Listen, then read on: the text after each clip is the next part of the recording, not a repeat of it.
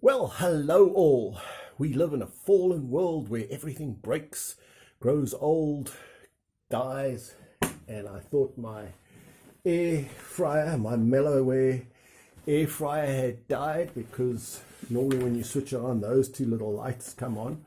One with a thermostat, one to tell you that it's working, and those no longer worked. And these lights only come on when you close the pan. So I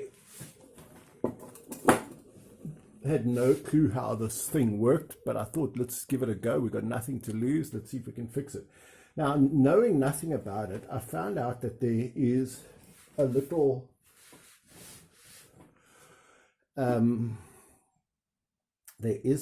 micro switch there. Just let me get a screwdriver. Now, when you push the pan in, I knew there was something that activated a switch, and I was wondering where the switch was, and it turns out it's over here. And I opened it up and found that I thought maybe this little micro switch was no longer working. But I was trying to figure out, how do you open this thing? And I saw there's a few screws on the bottom there, so I thought, well, let's take out all the screws and see if we can get this thing open.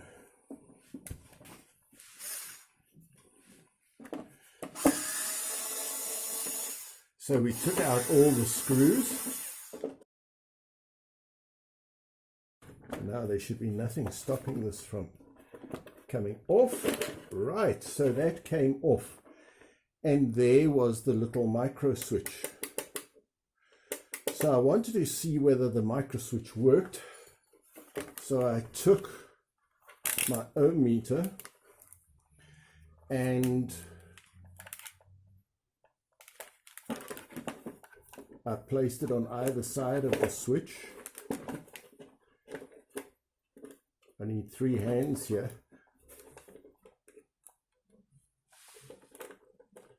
And then when you push the switch in, you can see that the voltage, the resistance goes to 0. So that told me, surprisingly, that the switch was actually working. So my problems were not here at the bottom. They were, in fact, so I can actually put this all back again. And now we came to the top, and I looked at the top. There were only 2 screws, one here and one here. I took them out. I actually don't think it matters. It didn't help anything to take those out, just as it didn't help anything to take those screws out. But looking on the internet, I found you could actually take this off.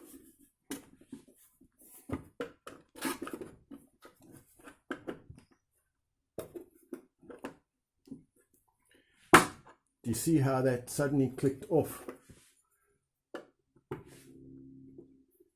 So there's something that it clicks into, and then you pull it up. And the moment I opened this, I saw this lead had come off here. This is the little timer. And so all I had to do was take this lead, push it back onto that. What do they call those things? They have them also in cars where it's a little connector. So the connector had come off there, and then all I did was I crimped that back on, and the thing was now working again perfectly. And then to put it back, you've got to put this end in there first. Put it in there first. Make sure there's no wires in the way. That's in there. And then it's done. And that was how easy it was to fix the thing. And that saved me an awful lot of money.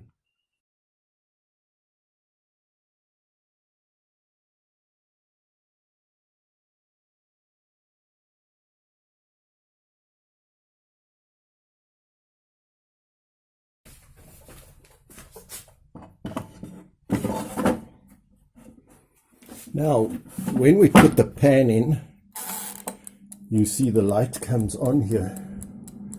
And the fan goes on, so it's now working.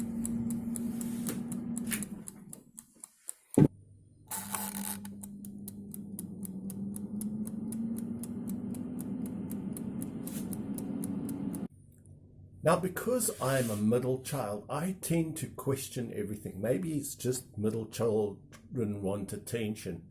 But I decided to question this idea of the fall of man. What is the fall of man? Well, religious people, it's a religious expression, and religious people know about it. But for those of you not religious, let me try and see if I can explain it. It's like man was walking along one day and he tripped over a snake and he fell. Or no, I think it was a woman was in a garden and the snake tempted her to eat of a forbidden fruit and she ate of it. And that's how mankind fell. But wait, that's a woman. She gave it to Adam, he ate, and her eating didn't seem to count because Paul said by one man the sin entered into the world. But wait, it was by a woman, but in those days did women not count? Did Eve's eating of it not really matter? It was when Adam ate it. Okay, so why do they call it the fall of man? So I decided to look in a concordance. They've got them all over the internet, Bibles, and you can look it up. I couldn't find the fall of man anywhere in the Bible. That concept is not there. The fall of man, those words are used in that order. Nor the fallen world. You don't find those concepts in the Bible. So just because not in the Bible, does it mean it's not a biblical concept? The rapture is not mentioned in the Bible, or the Trinity, does it mean that those are not real concepts? But let's examine this fall of man. Is it the idea that one guy a long time ago committed a little faux pas, a little thing, he ate of a fruit, definitely wasn't an apple, because the tree of life was guarded by angels, and apple trees are not guarded by angels. So it wasn't an apple. It was some strange fruit that no longer exists because cherubim guard it with swords, and apple trees are not guarded with swords. So it was a tree of the knowledge of good and evil. It doesn't exist on the earth anymore. Cherubims are not there guarding trees on earth anymore, unless it's in a very faraway place, hidden somewhere. Make a great movie for Harrison Ford, The Forbidden Fruit Tree. But anyway, I digress. It's the concept that some guy ate of a fruit tree and then God threw a hissy fit. But wait, snakes throw hissy fits. Why would one guy taking, let's say he ate a lot of the fruit, say he ate a whole basket full of the fruit, not just one bite. Do we all have to have broken air fryers and live and fall apart and get sick and have all the problems in the world because one guy disobeyed, listened to his wife, and now we all pay for it? Is that fair that the fathers eat the green grapes and the children's teeth are set on edge?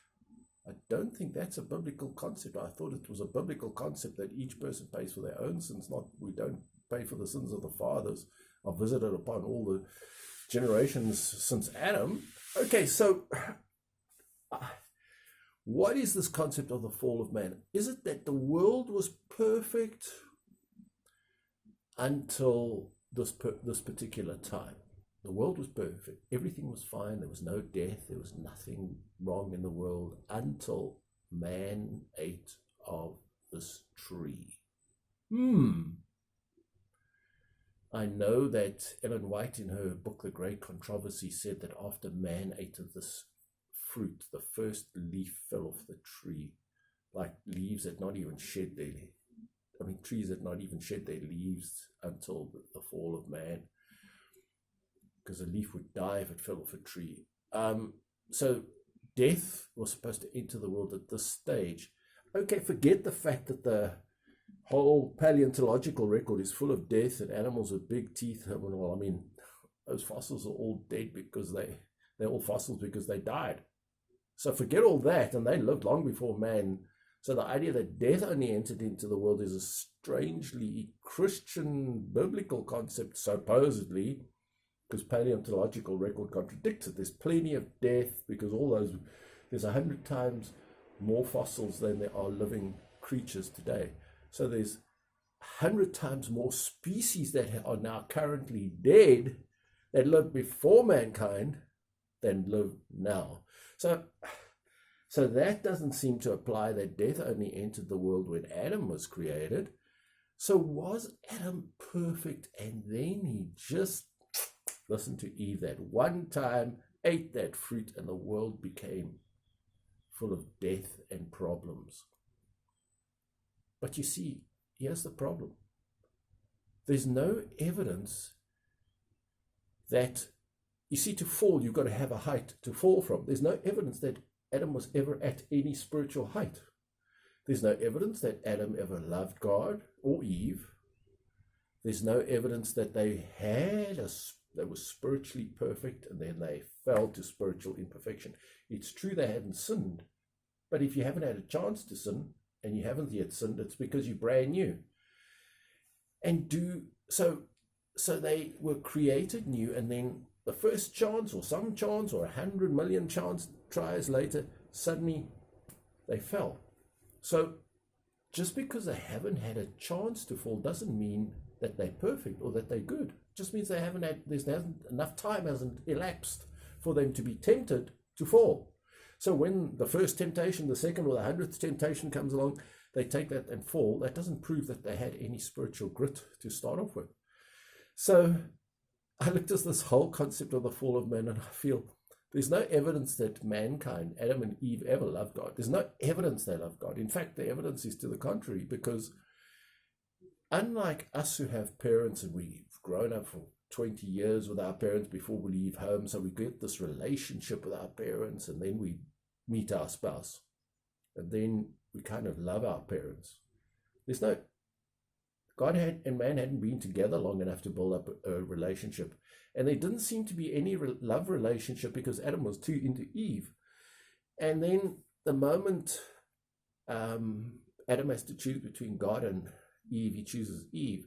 And there's no remorse, like God says, I'm going to drive you out of the garden. And man, if I was going to be driven away from my parents, I would have been heartbroken. I would have begged and cried and I just wouldn't have just said it's her fault and then just taken it. Okay, we'll go out into the garden, but woe is me. I'm going to have to, work hard, and she's going to have pain in childbirth. And there was no emotional, oh God, I'm going to so miss you, please. Can we not continue this relationship? There's no way we can patch this up. Is there no kiss and makeup? I mean, think about it. God is the God of forgiveness. And they've fallen once. It's like God's got this new baby and the baby falls. Now you scold the baby, you fell. Who does that? A baby falls all the time. That's how they learn to walk. So it's like Adam was learning to be spiritual. He wasn't spiritual yet.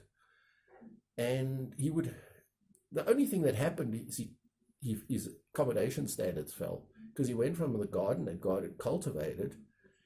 And this garden, God told Adam and Eve to dress and keep it. That means to cultivate it. So if they left it, it would have gone to seed and to gone wild and would have not been so great to live in anymore. So they still had to maintain it. Otherwise, the garden would have fallen by itself, I presume, because they had to dress and keep it. Otherwise, it was in a state of heading in towards entropy or chaos.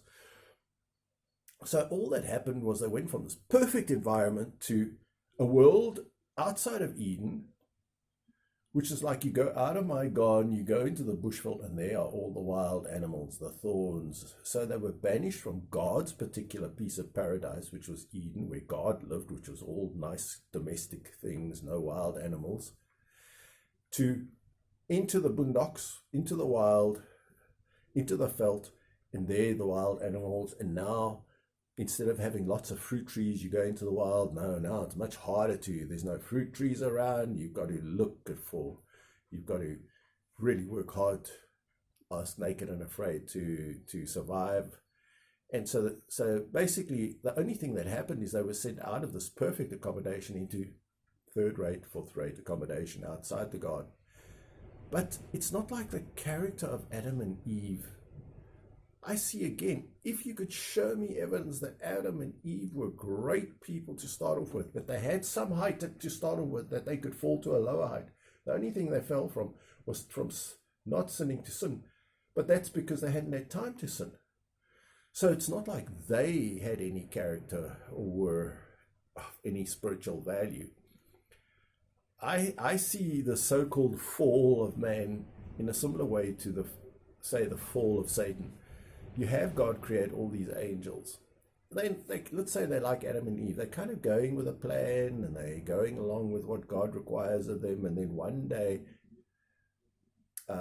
Lucifer gets an idea. He wants to be like the Most High. Kind of would like to take over God's job. He would like to be the top person and be worshipped, which is all things that belong to God.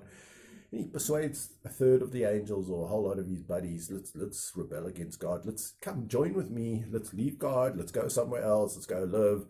It's good to break away from your parents and go and live somewhere else. So he just persuades them to do that. And then the question becomes, well, again, give them enough time. Would they? They were too new to have built a definite spiritual character. So if you gave them long enough, they would fall away from God. So fall is a wrong word to use. They just hadn't been tested enough. And when the test and the temptation came, Satan and a third of the angels decided, we don't particularly like heaven, the place that we're all aspiring to, this wonderful goal that we're all heading for. I don't like heaven. I think I will prefer to be somewhere else with my buddy Lucifer, now called Satan. And so they try to wander off, and God says, you're not leaving. You're not going where you want to go. I'm chucking you down to earth where you can be there and tempt Adam and Eve. God could have put them on another planet, put them on Mars where they can't tempt Adam and Eve. So it's like the angels didn't fall. They weren't perfectly set. Their character was not good to start off with. They also, like Adam and Eve, didn't really love God. So they drifted away because they didn't have that absolute love and priority of God. And, well, that's just the way I see it, that they just hadn't had long enough to have their actual character tested. So if you give anything long enough to test its character, will it want God or will it not? That's always the question. God or not God? And frankly, that's what we're here on earth for, to choose God or not God.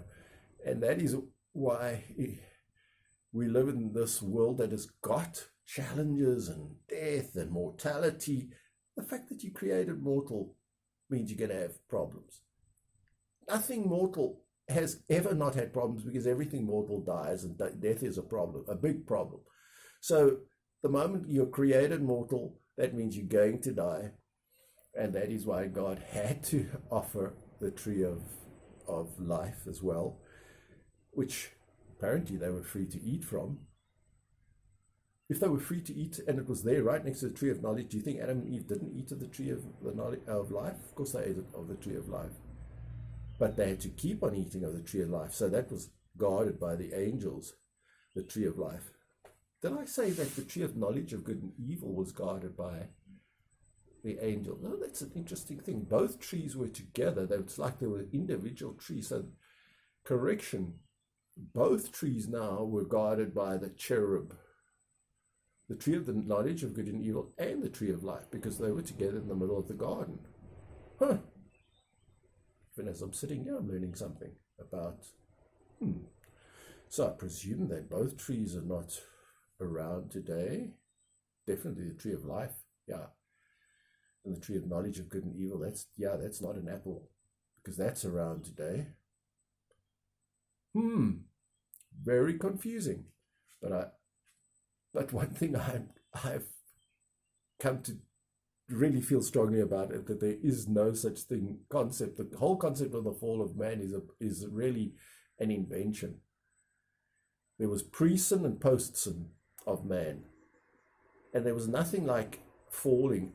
Yes, it's not like we fell from grace, because in today's age we receive more grace than before they fell. So it's not a fall from grace. We receive grace, grace, and more grace as people who have our acknowledged sins and weaknesses and mortality. So this fall from grace is also a rubbish concept.